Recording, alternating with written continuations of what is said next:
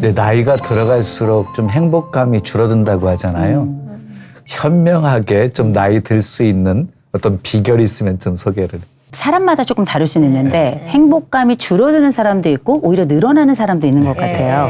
근데 줄어드는 분들은 왜 줄어드나 가만 생각해 보면 긋잖아도 별로 많지 않았는데 나이 들면서 몸이 아프니까 이 행복감이라고 하는 게 우리가 보통 정신이나 심정 영역이라고 생각을 많이 하지만 뭐 우리 다들 나이 들어가면서 경험하게 되잖아요. 내 몸뚱이 아프면 만사가 다 귀찮은 그렇죠. 거잖아요.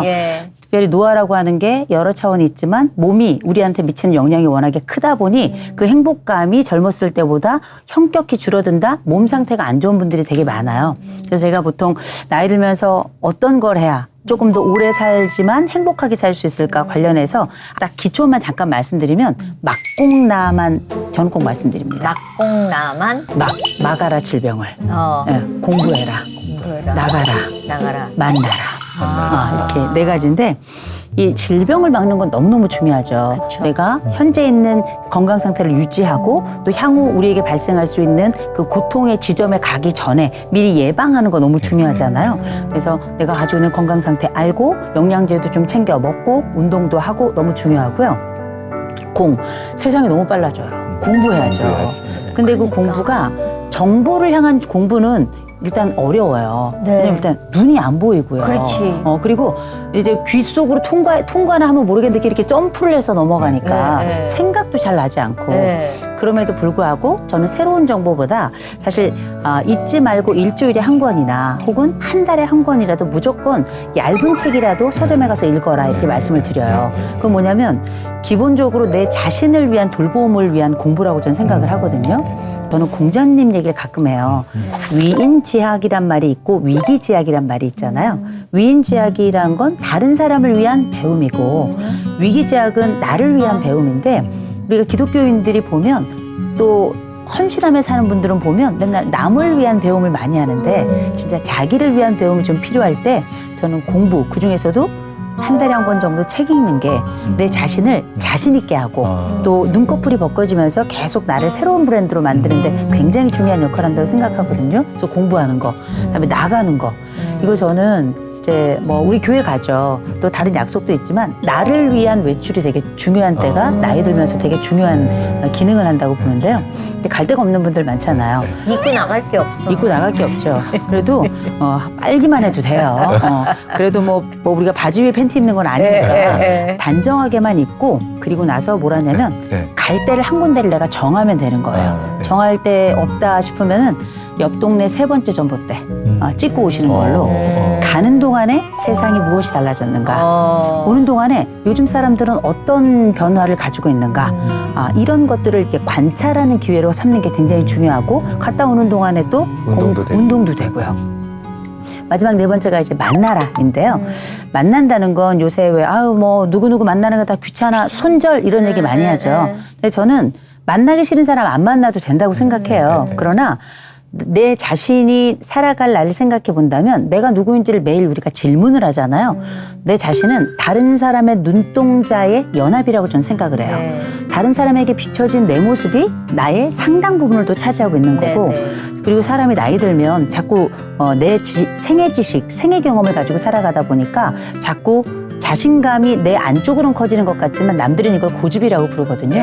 타인을 만나면서 어쩌면 우리는 또 다른 우주를 만난다 저는 생각을 하거든요. 그래서 이렇게 막공나만 이 4가지 좀 기억하신다면 나이 들수록 행복의 정점은 전 모르겠어요. 그러나 내가 가지고 있는 삶의 기본적인 토대는 단단하게 지켜가지 않을까 그런 생각이 좀 듭니다. 노인 상담에 좀 집중하시잖아요. 네네. 노인 상담에 집중하게 된 어떤 이유가 있으신가요? 그래도 사연이 있잖아요. 그 애 낳고 좀 이따 친정으로 갔어요. 친정으로 가가지고 이렇게 이제 몸을 이렇게 풀면서 이렇게 했는데 한겨울 눈이 정말 강산같이 와 있는데 그때 새벽 4시에 누가 저희 집 친정 문을 막 두드리는 거예요. 누군가 봤더니 엄마 교회의 권사님이 맨발로 1월에 80이 넘은 분이 와서 막 문을 두드리는 거예요. 그래가지고 무슨 일이가 싶어가지고 얼른 이제 저희 엄마가 이제 문을 열어드렸죠. 들어왔는데 이분이 막 입술 새파래지고 들어왔는데 여기서 이렇게 맞은 흔적이 막 장난이 아닌 거예요. 요는 얘기를 이제 말씀을 좀 들어봤더니 이 남편이 그때 이 권사님이 81세, 남편이 82세. 근데 이 두 분이 같이 사시면서 이 남자 어르신이 성관계를 너무 즐겨하시는 분인 거야. 너무 간절하신데 안 하겠다 그러면 나가서 연탄 집게를 갖다가 때리고 그날은 장작을 들고 와서 때리더래. 이불을 뒤집어 씌워놓고 장작을. 이날은 맞으면 죽겠더래요.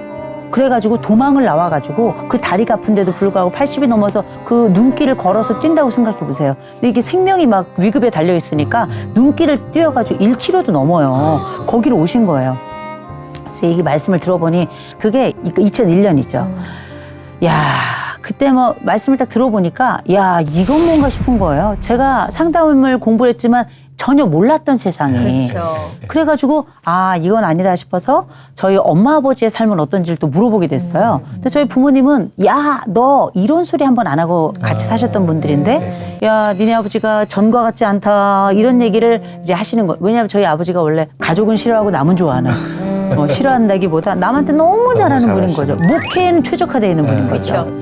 그래서 이 내 부모님의 부부 이야기도 자식에게 말 안 하지만 뭔가가 있구나. 엄마한테 아버지한테도 여쭤봤더니 이 부부간에 어려움이 또 있으셨더라고요. 그러면서 내가 몰랐던 노인들의 삶은 우리가 생각하는 그 삶이랑 다르구나라는 걸 제가 알게 된 거예요.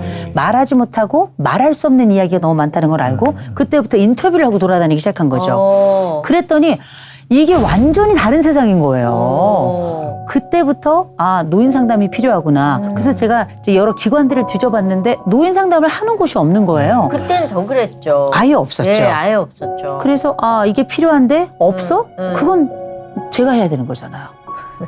내가 봤을 때 너무 필요한데 이게 없다고 생각이 들면 이건 제가 해야 되는 거라고 전 생각이 들더라고요, 마음에. 그래서 이제 박사 논문을 노인 부부와 관련된 걸로 쓰고 그리고 나서 박사를 받자마자 바로 노인 상담이라는 책을 쓰고 그리고 우리나라에서는 아마 그 본격적으로 개인 상담소로 한국 노인 상담 센터라는 게 처음 열리게 되죠. 그게 이제 2005년도예요. 그러면서 그때부터 하는데 상담은 노인 상담만 하지 않아요. 우리가 노인의 이야기는 그 자식들의 이야기이기도 하고 또 요새는 또 손주들의 이야기이기도 하고 그래서 보통 노인 상담은 노인에 대한 상담도 있고 노인을 위한 상담도 있고 노인에 의한 상담도 있거든요. 노인을 위한 상담은 이제 정말 어르신들을 위한 우리가 알고 있는 노인 상담. 노인에 대한 상담은 그 가족들이 우리 아버지가 우리 어머니가 노인에 의한 상담은 어르신들이 직접 상담자가 되어서 활동하시는 이런 건데 이 얘기는 뭐냐면 요람에서 무덤까지 다 상담은 연결돼 있거든요. 중년 상담 따로 없고 노년 상담 따로 없는 거거든요. 그러나 그럼에도 불구하고 주로 많이 하는 상담은 그 옛날에는 아동 청소년을 많이 했다면 그 뒤로는 이제 부모 교육 부모 상담하고 그 다음에 중장년들을 위한 상담들을 이제 많이 하게 된 거죠.